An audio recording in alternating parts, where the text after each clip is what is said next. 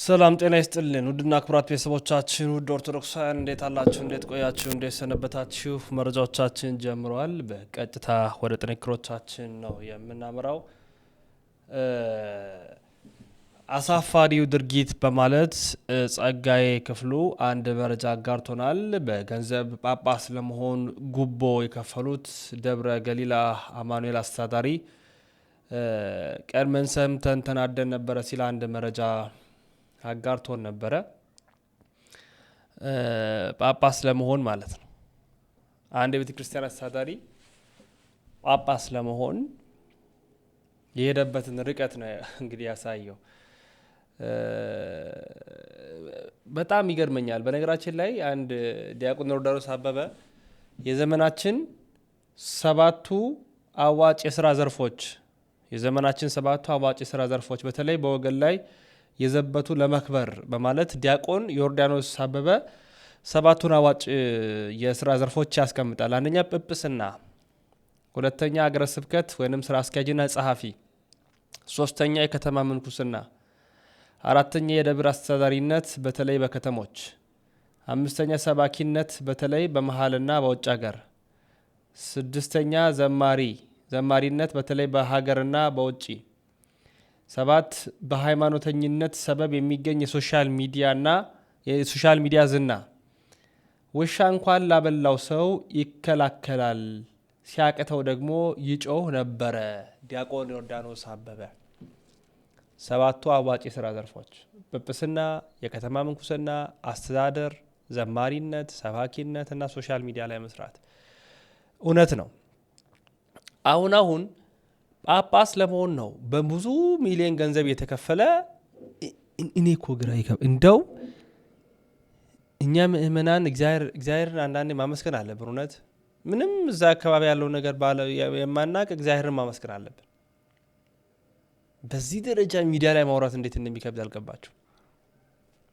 በጣም ነው የሚከብደው። ማለት እግዚአብሔር በእውነት ጅራፉን ይዞ አንድ ቀን መጥቶ ቤቴ ጸሎት ቤት ነው እናንተ ግን የወንበዴዎች ዋሻ አደረጋችሁት እያለ ገርፎ የሚያወጣበትን ቀን እንዴት እንደምናፍቀው አጠይቁኝ።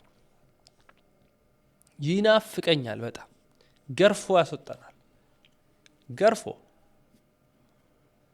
ሙስና፣ ጉቦ፣ ገንዘብ፣ ስልጣን መውደድ፣ እንዲህ ኃላፊ ለመሆን የሆነ ለመከበር፣ ሃይማኖት ለማስከበር ሳይሆን ለመከበርና ሆድ ለመሙላት ቀሚስ መቀያየር፣ ካባ መቀያየር፣ ያንን የተያያዙ ብዙ አሉና ወንድማችን ጸጋዬም ጳጳስ ለመሆን የተኬደበትን ርቀት ጉድ አጋልጧል። እንከታተል። ሌላ ምን ይባላል? ያው እንመልከት ነው። ምን አማራጭ አለ? ነግራችሁ ነበር። ከነዛ መካከል ላይ ወይ ደግሞ እጩነት ከቀረቡ መካከል ላይ ወይ ደግሞ ጵጵስና ይሾማሉ ተብሎ የተመረጡት መካከል ላይ አንደኛው አባ ጥዑመ ልሳን የክፍለ ከተማ ስራ አስኪያጅ ናቸው። 5 ሚሊዮን ብር ነው የከፈሉት። ሁለተኛው አባ ኪሮስ ይባላሉ። መርካቶ አማኑኤል አለቃ ናቸው። 5 ሚሊዮን ብር ነው የከፈሉት። ሶስተኛው አባ ገብረ ስላሴ መርካቶ ራጉኤል አስተዳዳሪ ናቸው። 5 ሚሊዮን ብር ነው የከፈሉት። አባ ተክለ ያሬድ የሲኖዶስ ጸሐፊ ናቸው። እሳቸውም ደግሞ በሌላ በኩል በጃዞር የገቡበት ነገር አለ። አባ ሲራክ የስላሴ አለቃ ናቸው። 5 ሚሊዮን ብር ነው የከፈሉት። አባ ናኩቶ የገደራ አማኑኤል አለቃ ናቸው። 3 ሚሊዮን ብር ነው የከፈሉት። አባ ኃይለ ማርያም የቦሌ ክፍለ ከተማ ሰባኬ ናቸው። 2 ሚሊዮን ብር ነው የከፈሉት። አባ ለይኩን የደቡብ ወሎ ስራ አስኪያጅ ናቸው። 6 ሚሊዮን ብር ነው የከፈሉት። ሌሎችም ይገኙበታል። እነኚህ ሰዎች ከ120 ሺህ እስከ 450 ሺህ የሚከፈላቸው ሰዎች ናቸው። ይህንን ሚዲያ ከዚህ በተጨማሪ ምን ሌላ የታቀረ ነገር አለ የሚለውን ነገር ግን የረር ሚዲያ አጣርቶ እንደሚያቀርብ እየተናገሩ ነው ያሉት። በጣም እንደሚያሳዝን ሁኔታ ማለት ነው። ጵጵስናን ከ2 ሚሊዮን ብር እስከ 6 ሚሊዮን ብር ነው። አንዳንዱ ሌላ ነገር የሚያደረገ አካል አለ። ከ2 ሚሊዮን ብር እስከ 6 ሚሊዮን ብር ተካፍሏል። ይሄ አካውንት በማን ገቢ ተደረገ የሚለውን ነገር ሲናገር እንደዚህ ይላል። ገንዘቡም ገቢ የተደረገው በአዲሱ ገበያ ቅዱስ እግዚአብሔር አብ ዋና ጸሐፊ ሲሳይ አካውንት ውስጥ መሆኑን ታውቋል። ይሄ ብር ኦልሬዲ ቅድሚያ ክፍያ የተከፈለበት ብር ነው።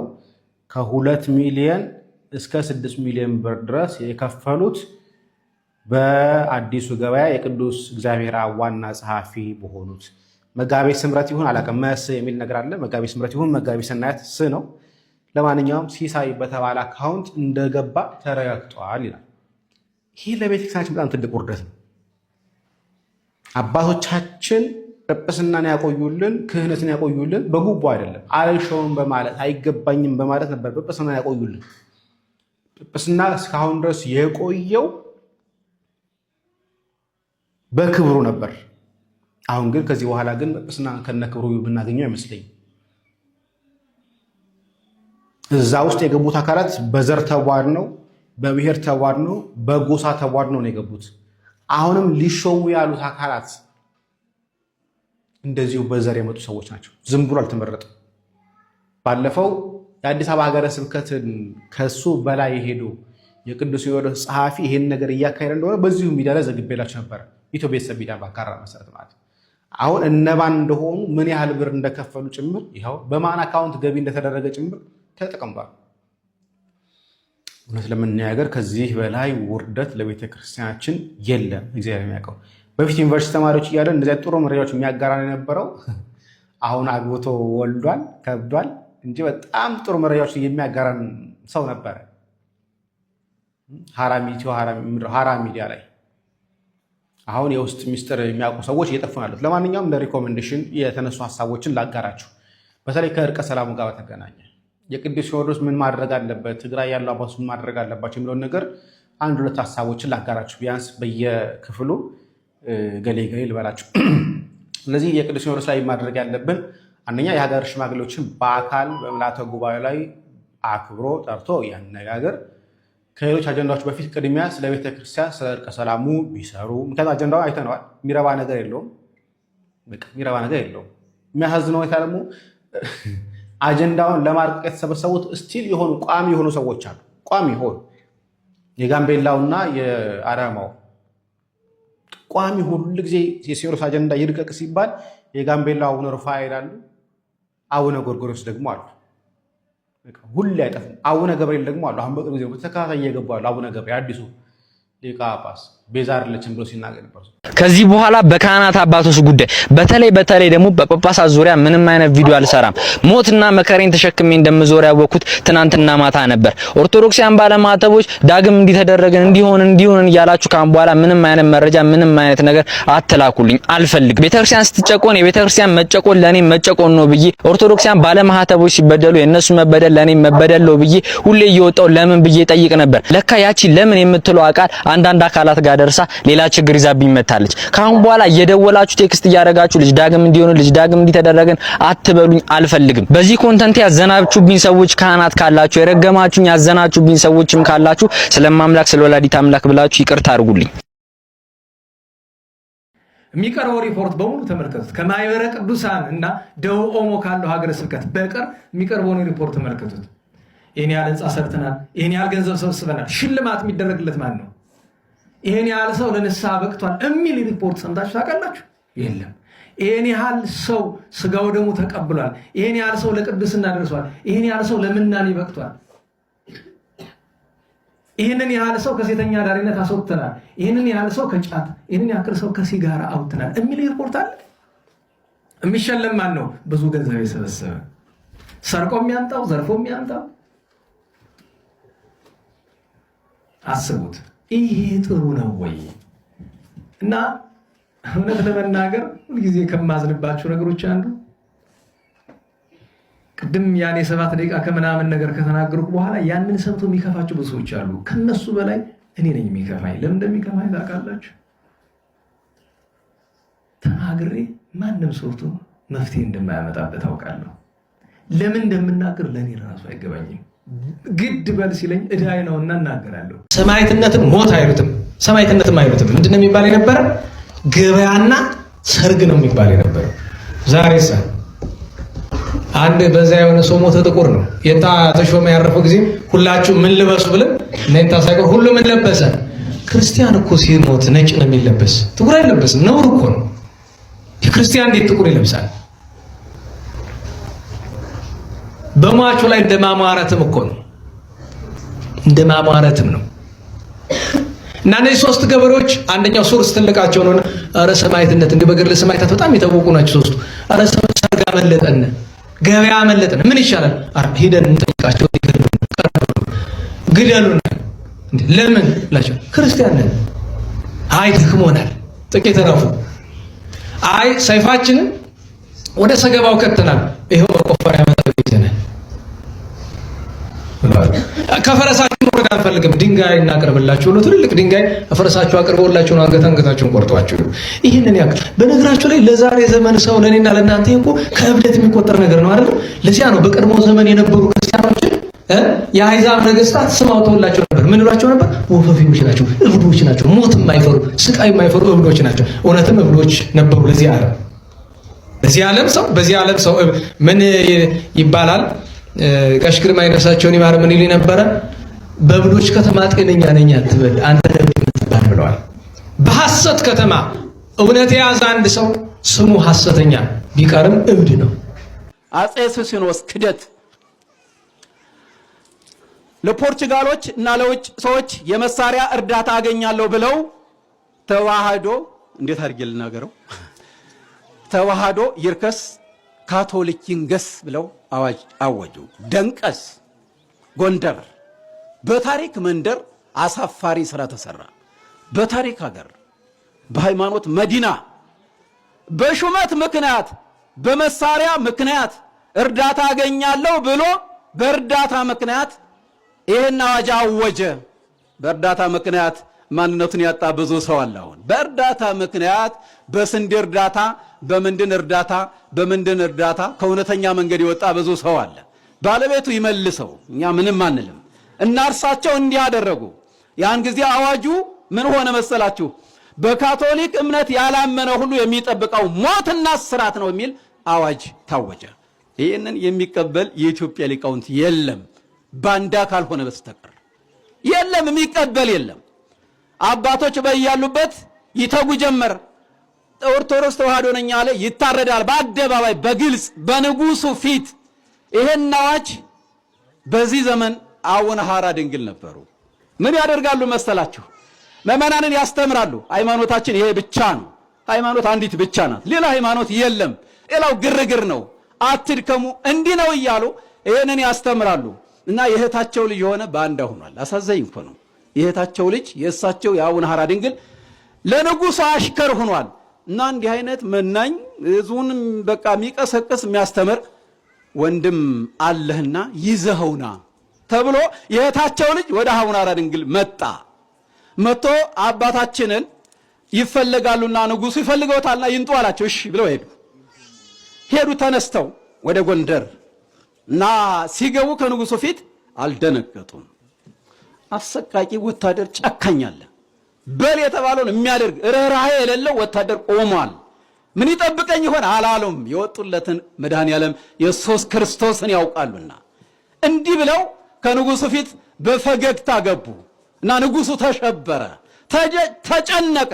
ከሃዲ ነዋ፣ ደም ያፈሰሰ ነውና ንጹሐንን በግፍ ያስገደለ ስለነበረ በአራቱም ማዕዘን ምዕመናን ምን ይላሉ መሰሎች አባቶቻችሁ? ሰማዕትነት እንዳያመልጣችሁ ጎንደር እንገናኝ። ለመሞት እኮ ነው። ልብ በሉ። ሰው ሲገባው እንዲህ ነው። ሰው ሃይማኖቱን ሲያውቅ እንዲህ ነው። ዝም ብሎ ለእንትን ለማይረባ መሞት አይደለም።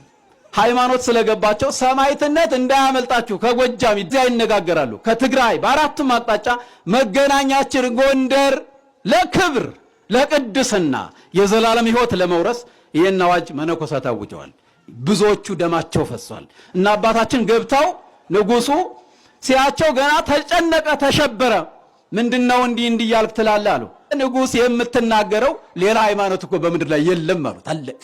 አይ መነኩሴ ማለት እንዲህ ነው፣ እውነቱን መናገር ብቻ። እንዲህ አይነት ሌላ ሃይማኖት የለም በምድር ላይ አንዲት ሃይማኖት ብቻ ነው ያለች፣ እሷም ኦርቶዶክስ ተዋህዶ ናት አሉት። ይህን ሰው አስወጡትና ስደዱልኝ ወደ ገዳም። ተረበሸ፣ ልቦናቸው ተጨነቀ። ያስጨንቃላ መንፈሳዊ ሰው። መሳሪያ አላዙም እኮ ወታደርም የለም የሚያጅባቸውም የለም። ወዳጄ ያንተ ዘመዶች ያንተ አባቶች እንዲህ ናቸው። ከዚህ ወጣችሁ የልትሄዱ ትፈልጋላችሁ። የሚመጣው ለሾው ነው፣ ለመንግስተ ሰማያት አይደለም፣ ለእይታ ቲክቶክ ላይ ቀርጾ ማህሌት እየሄድኩ ነው ብሎ ለማሳየት እዚህ ቦታ አደርኩኝ ለማለት ከህንፃ ህንፃ መርጦ ከካህን ካህን መርጦ ከማህሌት ማህሌት መርጦ ከመርጌታ መርጌታ መርጦ ከድምፅ ድምፅ መርጦ ከቦታ ቦታ መርጦ አትደረው አይደለም ማህሌት አትደረው አይደለም ሁሉም በየአጥቢያው ይደር። ግንስ ከአዲስ አበባ ጫፍ ተነስቶ ቦሌ መድኃኔዓለም የሚያደርሰው ለመጽደቅ አይደለም የሚሄድ ለመጽደቅ አይደለም የሚሄድ እየነቀፍኩኝ አይደለም። ጭፈራ ቤት ከሚያደር ማህሌት ማደሩ መልካም። ግን ደግሞ ብዙ ሰው የሚሄደው የሆነ ቦታ ሆኖ ማህሌተ ጽጌ አደርኩኝ ብሎ ለማሳየት አበባውን ለማሳየት የማህሌቱን ብዙ ቪው ለማግኘት ቲክቶክ ላይ ለመልቀቅ ሚዲያውን ለመቆጣጠር ለመጽደቅ እናደርገው። እስኪ ጾም ለመጽደቅ ነው፣ ጸሎታችን ለመጽደቅ ነው፣ ማህሌቱም ለጽድቅ ነው፣ ሰዓታቱም ለጽድቅ ነው፣ ቁርባኑም ለጽድቅ ነው፣ ማስቀደሱም ለጽድቅ ነው። አናሳዝንም? ግን ጊዜያችንንም አጥፍተን ሌሊቱን ሙሉ እንቅልፋተን አድረን የሚያሳዝነው የሚያስጨንቀን ምን አይነት ፎቶ ፌስቡክ ላይ እንደምንለቅ ነው የሚያስጨንቀን። ምን አይነት ቪዲዮ ቲክቶክ ላይ እንደምናሳይ አናሳዝንም? እንቅልፋተን ማግኘት የሚገባንን በረከት እዚህ ቅዱስ ቦታ የመጨረሻው ቅዱስ ስፍራ ድረስ መጥተን የሚገባንን በረከት እንኳን ለማግኘት ያልታደልን። በእውነት እግዚአብሔር ከእንዲህ አይነት ውዳሴ ከንቱ ሁላችንንም ይሰውር።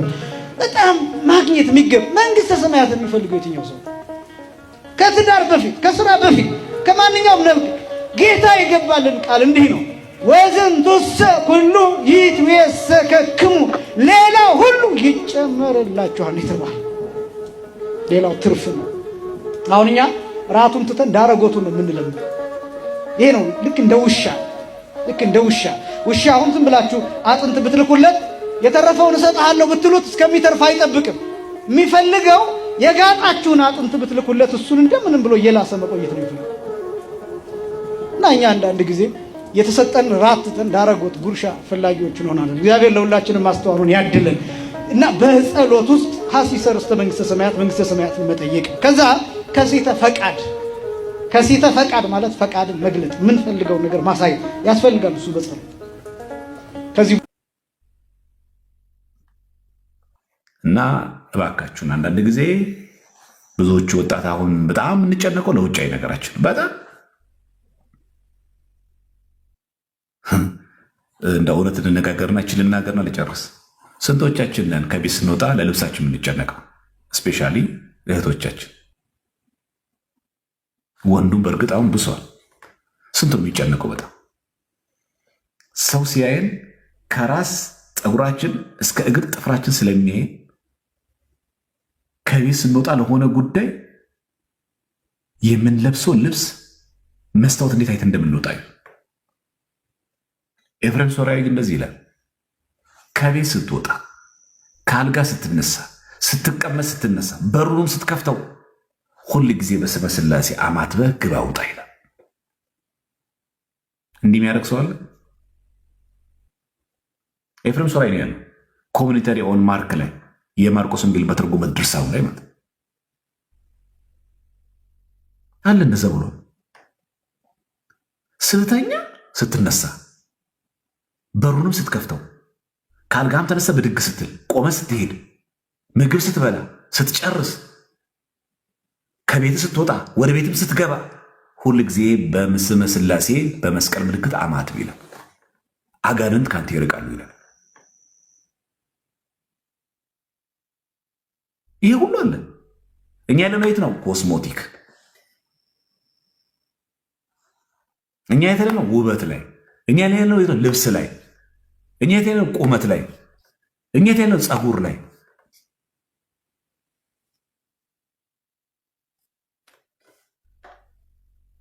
አስባችሁታ? በስመ ሥላሴ አማትበህ በርህን ከፍተህ፣ በስመ ሥላሴ አማትበህ ተኝተህ፣ በስመ ሥላሴ አማትበህ ተነስተህ ወደ ውጭ ወጥተህ በሰላም ስራ ገብተህ በሰላም ወደ ቤት ስትገባ አማትበህ ስታማትብ እኮ አጋንንት ርቀውልህ መንገድ ሁሉ ተቃንቶልህ አይገርምም? በነፃ ማንም የሚጠቀሙኝ በነፃ አንድ ነገር የከበረ ነው የሚባለው ብር ስንከፍልበት ነው። በነፃ እኮ ነው። ለእኛ እኮ ነው የተባለው። እንደዚህ ማማተብ ይከብዳል። ሰዓት ይወስዳል። በርን ስትከፍት እንደዚህ ለማለት ሰዓት ይወስዳል። ምግብ ስትበላ እንደዚህ በስመ አብ ለማለት ሰዓት ይወስዳል። ከእንቅልፍ ስነሳ እንደዚህ ለማማተብ ሰዓት ይወስዳል።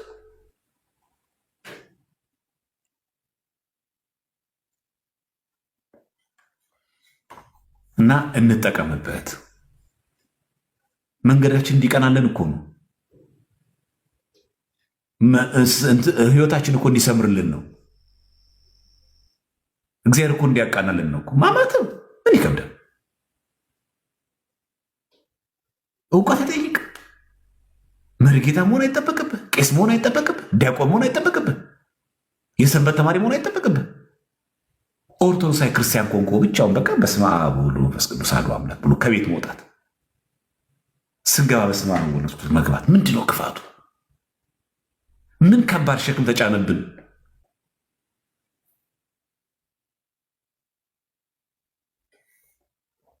ይሄ ለሁላችን የቤት ስራ ነው። ኤፍሬም ሶርያዊ የተናገረው የአራተኛውም ትኩረት ዘመን ሊቅ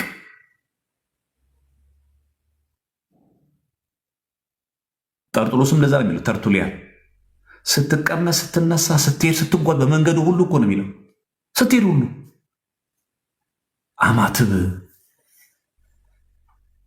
ስለዚህ ማማተብን በልቦናችን ያሳድርብን እግዚአብሔር አምላክ።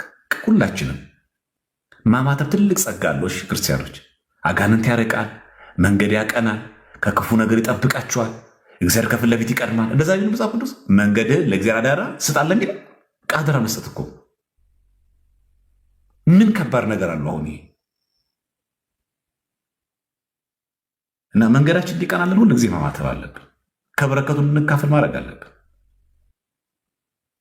ስለዚህ ወጣቶች፣ በተለይ በጣም ቲኔጀሮች፣ 10 ቤት ያላችሁ 20 ቤት ያላችሁ ሰዎች አሁን ተጠቀሙበት እድሜያችሁን። ጊዜው የምታውቁት ነው፣ ከፍቷል። አሁን ማንም ሰው መጠቀሚያ ነው የሚያደርጋችሁ። እነዛ ሁሉ ወንድ ሴቶች ሲከተሉ አይተ ሴቶች ይወዱኛ ብላ አትድከም። ምናልባት ከእውነት ከልብ ለትዳር ብትፈልግ ምናልባት 1-2 ቢኖሩ ነው። አብዛኞቹ ለዝሙት የሚፈልጉ ሴቶችም ልክ እንደዛው። ዛሬ አንቺን ደምግባት ተከትሎ አንቺ ስር እየተረመጠመጠ ያለ ወንድ ሁሉ ለትዳር የሚፈልግሽ ሆኖ አይደለም። አብዛኛው ለዝሙት ነው። እወቁበት። አንቺ ደግሞ ባለቤትነቱ የአንቺ ሰውነት የአንተ ሰውን ባለቤት ደግሞ ለእግዚአብሔር ነው። ታውቃላችሁ አይደለም? ካርታና ፕላኑ ይህን ታውቃላችሁ። ካርታው አንድ ሰው መኪና ሲገዛ ምን አሉ? ሊብሬ፣ ይህ መኪና የማን ነው? ቤትም ሲገዛ ይህ ካርታ የማን ነው እንደሚባል ልክ እንደዚሁ እኛ የማንን? እግዚአብሔር። በእግዚአብሔር በሆነው ሰውነት ላይ መዘሞት ወንጀል ነው። ኃጢአት ነው እኮ ብቻ አይደለም እኮ ወንጀል ነው። እናንተ በገዛችሁበት በአንተ ቤት ላይ በአንተ ስም በሆነ ካርታ ባለው ቤት ላይ ማንም ገብቶ ቢጨፍር ዝም ትላለህ? እንዴት የሚያውረገርግህ? በአንቺ ስም ባለው ሊብሬ ባለው በገዛ መኪናሽ ማንም ሰው እንደፈለግኩን ከፍቼ ምናምን እንደፈለጉ ልንዳቤ እንዴት ነው የሚያደርግሽ? ንብረታችን ሲነካ እንወድም ማለት ነው። መኪና እንኳን ስንሰጥ ተጠንቅቀን በጥንቃቄ እንዳሽ አደራህን ብለን እንደዚህ ያንገበግበን። እግዚአብሔር ደግሞ ለእኛ ብሎ በገዛን እንደዛ ቢለው የራሳችሁ አይደላችሁም በዋጋ ተገዝታችኋል ያለ በዋጋ በተገዛ ሰውነታችን ላይ ስንዘሙት እንዴት እንደሚያዝን አስባችሁታል? ሰው ኃጢአትና ጽድቁን ተውትና መብት ከመብት ደረጃ ስታጡት አሁን እኛ የኛ መብት አለ። ህገ ወጥ እኮ የምንሰራው ስራ ታውቃላችሁ። ኃጢአት ነው ብቻ እኮ አይደለም እኮ ህገ ወጥም ጭምር ነው። በሰው ቤት የኛ ባልሆነ በዋጋ ተገዝታችኋል እንጂ የራሳችሁ አይደላችሁ ማለት ነው ሐዋርያው። ስለዚህ እኔ ራሱ የራሴ አይደለሁም። የራሴ ባልሆነ በዚህ ሰውነት መቅደስ ሰውነት ላይ ምዘሙተው ምሰርቀው መዋሸው ክፉ ምናገረው ወንጀል እኮ ነው ምሰራ ያለሁት። ኃጢአት ብቻ እኮ አይደለም እኮ ባልተፈቀደልኝ ቤት የራሴ ባልሆነ ቤት ማናችሁ እንኳን ባለ መብቴ ነው እንዳትሉሽ። ማናችንም ብን ነው የሆነ ክፉ ቃል ተናግረን መብቴ እኮ ነው ምን አገባ እንዳትሉ። አንተ ራሱ የራስ አይደለህማ። አንቺ ራሱ የራስሽ አይደለሽማ። ባለቤትነታችን የማን ነው? የእግዚአብሔር ነው። በቃ አለቀ። ስለዚህ እኛውን እየሰራን ያለው ወንጀል ኃጢአት ምንድን ነው? የራሳችን ባልሆነ ቤት ሳይጣችሁ በዋጋ በተገዛ ቤት ክርስቲያን ተብለን በክርስቶስ የተወደዳችሁ ውድና ክቡራን ቤተሰቦቻችን የዛሬ መረጃዎቻችን ይህን ይመስላሉ። መረጃ ለመላው ዓለም እንዲዳረስ ላይክ፣ ሼር በማድረግ ትብብር አጋርነታችን በማሳየት ከጎናችን ቆሙ።